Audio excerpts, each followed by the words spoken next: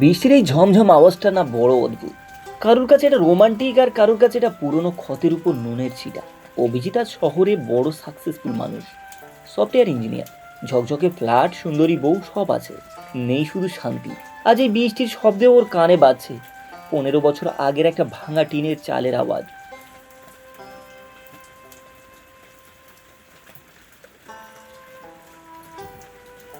আর একটু শুয়ে নে মানি, জলটা অল্প গরম করে দিচ্ছি। তোর বাবা এখন গেলেও তো ওষুধের দোকান খোলা পাবে না এই রাতে। মা, আমার খুব শীত করছে মা। মা, আমার মাথায় খুব ব্যথা করছে মা, যেন এক্ষুনি ফেটে যাবে। আমার গায়ে গরমটা নে বাবা, তুই সেরেও দেখবি মা, ঠিক তোর জন্য লাল রথটা কিনে আনবো মেলা। তুই শুধু ভালো করে পড়াশোনাটা কর বাবা। এগো কুসুম, নিজের শরীরের দিকে একটু তাকাও। দিন রাত ওই পরের বাড়িতে মেজে মেজে হাত দুটো তো খইয়ে ফেললে গো। আর কত খাটবে এই শরীর নিয়ে? কি করবো বলো তো দিদি, অভিকে এবার বড় স্কুলে ভর্তি করতে হবে। ওর পড়ার খরচ যে অনেক। আমি না হয় দুবেলা আধ পেটা হয়ে খেয়ে নেবো, কিন্তু ছেলেটার তো মানুষ করতে হবে। ও ঠাকুরদা বলে গেছিল, বিদ্যাই বড় ধন।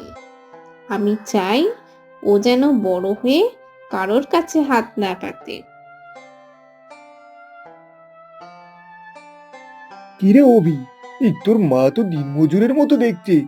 রোজ এই ছেঁড়া শাড়ি পরে স্কুলে চলে আসে কেন রে? দেখতেও কেমন লাগে? ওটা আমার মা নয়, ওটা আমাদের কাজের লোক। ত্যাগ শব্দটা ডিকশনারিতে পড়া খুব সহজ, কিন্তু মায়েদের মতো করে সেটা কেউ যাপন করতে পারে না। কুসুম দেবী শুধু তার শরীর ক্ষয়ায়নি, তিল তিল করে নিজের সম্মান বিসর্জন দিয়েছিলেন ছেলেকে একটা উজ্জ্বল ভবিষ্যৎ দেবেন বলে। কিন্তু সেই ভবিষ্যতের চাকচিক্য যখন কড়া নাড়ল, তখন কি কুসুম দেবীর জায়গায় রইবে সেখানে? সময় কারোর জন্য থেমে থাকে না, কিন্তু কিছু মানুষের স্মৃতিশক্তি বড় দুর্বল হয়। সাপলে সিঁড়ি দিয়ে ওপারে ওঠার সময় তারা পেছনের মানুষগুলোর কথা ভুলে যায়। অভিজিতের জীবনেও তাই ঘটল।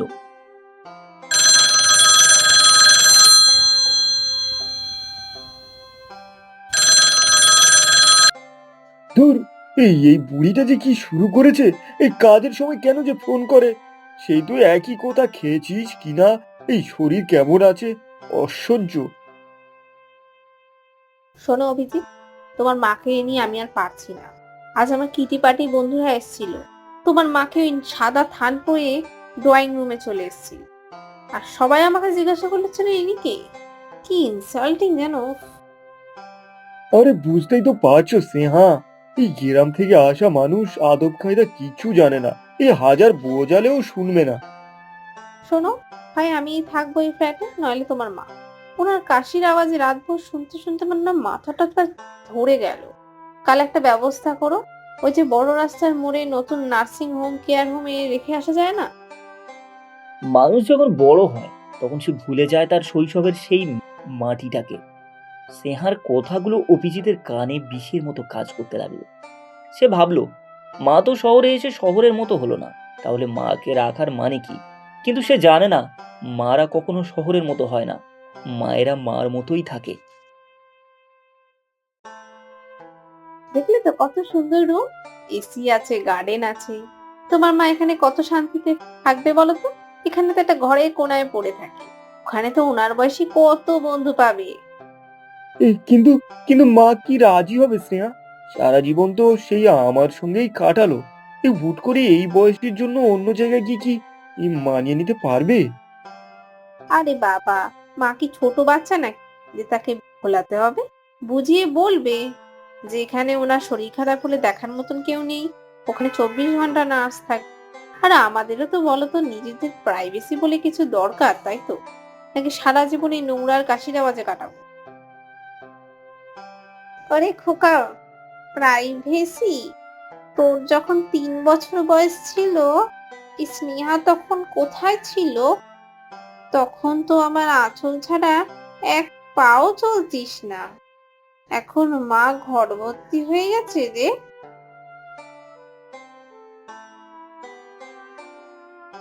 আপনাকে কতবার বলেছি না মডিউলার কিচেনে আপনি ঢুকবেন না। দেখুন বার্নারে দুধ ফেলে কি অবস্থা করেছে। ধোয়া মোছাকে আপনার বাবা এসে করে যাবে। যান ঘরে গিয়ে বসুন। বৌমা, আমি তো শুধু কোকার জন্য একটু আদা চা করতে এসেছিল। ওর না খুব সর্দি লেগেছে। আপনার খোকা অনেক বড় হয়েছে, তা আদার চা করে দেওয়ার জন্য অনেক মানুষ আছে। আপনি নিজের তরকায় তেল দিন। মা, এই একটা কথা ছিল। বল বাবা, শরীরটা তো ঠিক আছে তো? দুপুরে ভালো খেয়েছিস তো? মা, আসলে অফিস থেকে আমাকে 2 মাসের জন্য বাইরে যেতে হবে। নেহারও শরীরটা ঠিক নেই। তো বলছিলাম কি, এই তোমাকে একা ফেলে রাখা তো ঠিক হবে না। এই বারুইপুরের দিকে একটা খুব ভালো জায়গা আছে, মানে বড় আশ্রম টাইপের। সেখানে গেলে তোমার থাকার সুবিধা হবে, আর আমাদের চিন্তা থাকবে না। আশ্রম নাকি বৃদ্ধাশ্রম রে খোকা? আনন্দ আনন্দ তো আমার এই ঘরে ছিল খোকা। তো ছোটবেলায় ধুলোবালির লেগে থাকা দেওয়ালে আমি আনন্দ খুঁজে পাই। কিন্তু তোদের যদি সুবিধে হয় তবে আমি যাব। শুধু একটা কথা, তোকে তো দুবেলার হিসাব দিতুম আগে, সে সব কি মনে আছে? খাতাটা জীর্ণ হতে পারে, কিন্তু ওর ভেতরে লেখা অক্ষরগুলো ছিল কুসুম দেবীর হৃদয়ের রক্ত দিয়ে লেখা। অভিজিৎ যাকে অপ্রাসঙ্গিক ভাবছে, সেই খাতার পাতায় পাতায় লুকিয়ে ছিল এমন এক হিসাব যা পরিশোধ করার ক্ষমতা এই পৃথিবীর কোনো ব্যাংকারের নেই। পরদিন বিকেলের সূর্যটা যেন একটু বেশি ফিকে হয়ে নামলো। উফ Puja, I just can't believe finally আপত্তা বিদে হয়েছে। কাল থেকে একদম ফ্রি। উইকেন্ডে হিল স্টেশনের প্ল্যানটা করে ফেলি। মা, বালিশের তলায় আপনার কোনো ওষুধ ফেলে যাননি তো? পরে কিন্তু ওইসব কুরিয়ার করতে পারবো না। আর হ্যাঁ, ঘরে যদি কোনো পুরনো ন্যাকড়া কাঁথাও থাকে ওগুলো নিয়ে যান। আমার ফ্ল্যাটে সব মানায় না। সব গুছিয়ে নিয়েছি বৌমা, শুধু তোর রান্নাঘরের জানলার পাশে আমার ওই ছোট্ট তুলসী গাছটা রয়ে গেল। একটু জল দিস মা, গাছটা বড্ড অবলা। রাখুন তো আপনার আদিক্ষেতা, গাছপালা দেখার সময় নেই আমার। অভিজিৎ, চলো দেরি হয়ে যাচ্ছে। শহরটা কত বড় হয়েছে, কিন্তু মানুষের মনটা যেন ছোট গরির চেয়েও সংকীর্ণ হয়ে গেছে। যে হাতটা ধরে অভিজিৎ একদিন পথ চলতে শিখেছিল, আর সেই হাতটাই তার কাছে ভারী বোঝা হয়ে দাঁড়িয়েছে। গাড়িটা যখন বারুইপুরের নির্জন রাস্তায় পড়লো, কুসুম দেবীর বুকটা তখন একবার হাহাকার হয়ে উঠল।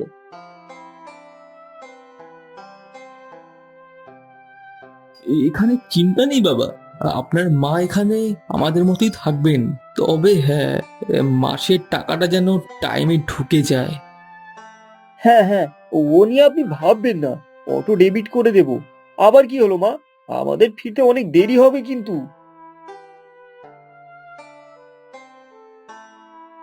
এইটে নে, তোর বাবা মরার সময় এটা হাতে দিয়ে গেছি। বলেছিল যখন তুই বড় হবি, সংসারী হবি, তখন যেন এটা তোকে দিই। এতে তোর জীবনের সব হিসাব লেখা আছে রে। এতদিন আগে রেখেছিল, আর সময় হলো দেওয়ার। কিসের হিসাব মা? তোমার তো সারা জীবনের পুঁজি বলতে এই ছেঁড়া কাপড় কটা কটা। ঠিক আছে, দাও, এই সময় পেলে পরবো। চলো তো অভিজিৎ, কি বাজে খাতাপত্র নিয়ে টাইম ওয়েস্ট করছো। ভালো থাকিস, বৌমাকে নিয়ে সুখে থাকিস। মার ঋণ তোকে শোধ করতে হবে না রে। শুধু একটিবার মনে রাখিস, এই মাটাও একদিন জোয়ান ছিল। কিছু খাতা শুধু কথা বলে না, সেগুলো আয়নার মতো সামনে দাঁড়ায়। অভিজিৎ জানতো না এই খাতাটাই আজ তার সাজানো অহংকার চুরমার করে দেবে। হিসাব নাম্বার 1, 1995 সাল। খোকার ধুম জ্বর, সারা রাত কোলে নিয়ে বসে থাকা, মূল্য 0 টাকা। হিসাব নম্বর 2, খোকার স্কুলের মাইনে দেওয়ার জন্য নিজের গয়না বন্ধক দেয়া, মূল্য 0 টাকা। হিসাব নাম্বার 3, খোকা যখন বড় স্কুলে গেল, ওর বন্ধুর কাছে আমাকে কাজের লোক পরিচয় দিল, সেই অপমানের মূল্য 0 টাকা। আমি কি করলুম এটা? হিসাব নম্বর 4, খোকার ইঞ্জিনিয়ারিং পড়ার জন্য দিন রাত মানুষের বাড়ি বাসন মেজে পিঠের হাড় খইয়েছি, তার মূল্য শূন্য। হিসাব নম্বর 5, খোকা যখন বিয়ে করলো ওর পছন্দের ফ্ল্যাটটা কেনার জন্য আমার গ্রামের ভিটেটা বেচে দিলাম, মূল্য তার শূন্য। শ্রেয়া, শ্রেয়া ওঠো, আমরা এখনই যাব।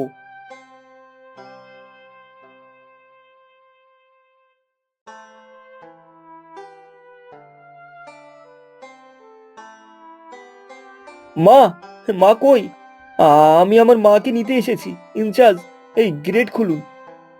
উম, বড্ড দেরি হয়ে গেল বাবা, উনি তো আর কারোর সাথে কথা বলতে পারছেন না। মা, মা কই? মা, একবার চোখ চেয়ে দেখো, আমি তোমাকে নিয়ে যেতে এসেছি মা। আমি আর বাড়ি চাই না, গাড়ি চাই না, আমি শুধু তোমার আঁচলটা চাই মা। খোকাকে একবার ক্ষমা করো, খোকাকে একবার ক্ষমা করো মা।